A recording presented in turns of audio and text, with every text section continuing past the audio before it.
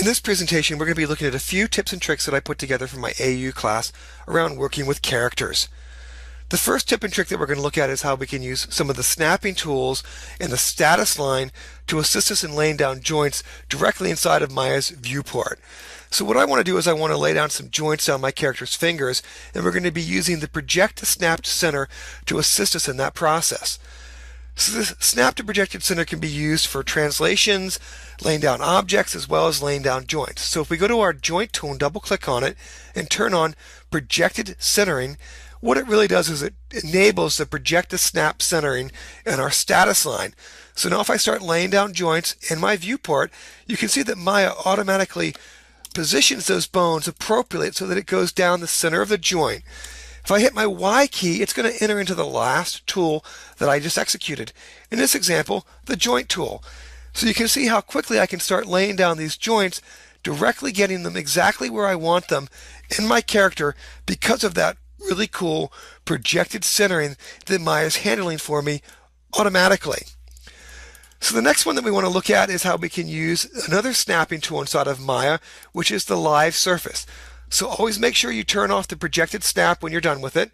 In this example, what we want to do is we want to make some joints that conform to the overall shape of this polygon hair. Like if this was a game character that's going out to a game engine, I want to have some joints that might deform that hair and kind of do some pseudodynamics with the animation of those joints. So what we're going to do is we're going to take that piece of geometry, make it live, and go back to our joint tool. And you'll notice that now as I start to lay down these joints, they're actually going to snap to the actual surface of that polygon hair. So it's another very powerful function that we have inside of Maya just by combining the joint tool with a basic snapping tool. And again, it's always a good idea to turn off your live surface when you're done with it. So the next thing that we're going to look at really quickly, and just we'll clean this up by deleting those guys, is the hidden IK solver, the spring solver. So the spring solver is a solver inside of Maya, and it's not on by default. You don't see it by default when you go to the IK handle tool. By default, you see single chain and rotation plane solver. So what we're going to do is we're going to make a sort of accordion or spider leg, and we're going to put a couple IK solvers on here, and I'm going to show you why you might want to use the really cool hidden spring IK solver. So let's go ahead and lay down this accordion leg. We'll duplicate that, kind of translate that guy up.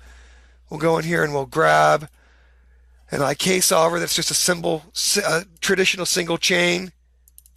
So we'll grab that guy and we'll grab that guy. So we move this, you can see that it doesn't really solve that great. It's not compressing in on itself at all, really. It's just sort of, it doesn't really look like a spring. It doesn't really look like an accordion compressing on itself at all, or a spider leg compressing on itself at all. So what we're going to do is we're going to run the mel command IK spring solver. So when we run that guy and we go back to our IK tool, you can see that we've now enabled the hidden IK solvers inside of Maya, the HIK solver, as well as the IK spring solver. So what we can do now is add our IK spring solver onto this guy. We'll grab both of our accordion legs here, and we'll compress those down. And you can see that the drastic difference between the way these guys solve, much different. And the thing that's really cool about the IK spring solver is if you bring up the attributes for this guy, there's actual control over how this is going to compress and contract in the solver attributes. So we get a nice ramp widget that's going to allow me to adjust where is the compression and contraction, going to really fall on this IK solver as it goes down the length of those bones. How do I want to handle the compression and the contraction of those guys? So it's, again, a very powerful solver inside of Maya. So the last thing that we want to talk about is how we can use utility nodes inside of Maya to gain speed in our rigs. So let's get our control rig turned on. So I've got this control rig, and a lot of times you'll build a little intelligence into the rig. I've got a simple IK solver on my feet, and I've got these hips, and I want to make the hips automatically be centered over top of my feet. So this is something that a lot of people would do with expressions. The problem is if you get hundreds and hundreds of expressions on your character, the evaluation of the rig will get slow.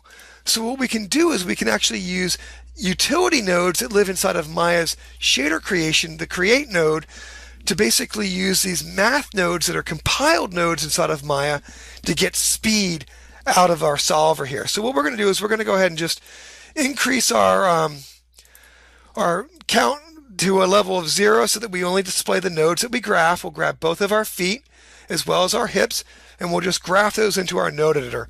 If I hit my 5 key, it lets me toggle through the names in the node editor. So what we want to do is we want to take the average of the left foot and the right foot and have those drive our hips. So we're going to use a couple of math nodes to do that. Now what I've done here is I've grabbed a few of these utility nodes and I've added them to my Maya's favorites. So if you go to the utility nodes, you can take any of these guys and you can say add to favorites. So you can see there's a whole list of these nodes, lots of math nodes inside of there. We'll get rid of that guy. And if you jump back to my favorites node, you can see that I've already got this set up. So I've got this plus minus average. We're going to basically use this as a sum node to add together our left foot and our right foot. And we want to get a multiply divide node in there that we're going to use to basically divide the output of our two added feet together so that we can average those out to drive our hips. So what we're going to do is we're going to grab our feet. And I want to grab these guys and expand them out a little bit. So I'm going to hit my 3 key to show my most common inputs. And we're going to do the same thing for our plus minus average here. So what we're going to do is we're basically going to just grab the translate out, and we're going to pipe that into input 3D to the first holder. And then we're going to grab our second translate out and pipe that into our second holder for input 3D. So now we've got the sum of those 2 feet coming in there. Pretty straightforward. So we're going to take that and we're going to have that go to our input 1. So we're going to take the output of that and just pipe that into input 1. And what we want to do is we want to switch this from multiply to divide. I want my X and my Z to be 2, and I want my Y to be something, a little bit more extreme, something like 6. So we'll just take what this is doing, sort of it's taking the left foot, the right foot, adding them together, dividing it by 2 for my sort of front view, and then for my Y view, dividing it by 6. And we're going to have that just drive our hips. So we'll go to our translate for our hips, boop, and we'll pop that sucker in there. So now if we go back and we grab our foot and we start moving that around, you can see that we've got this nice little intelligence that's been added to our rig. Now obviously this is a very simple example, but you can imagine that if this was hundreds and hundreds of expressions that were replaced with compiled math nodes, the type of speed benefit that we would gain from that. So those are just a few tips and tricks that I've showed at AU. Basically when working with characters, things that will help you work with them a little bit quicker. Hopefully you guys enjoyed it.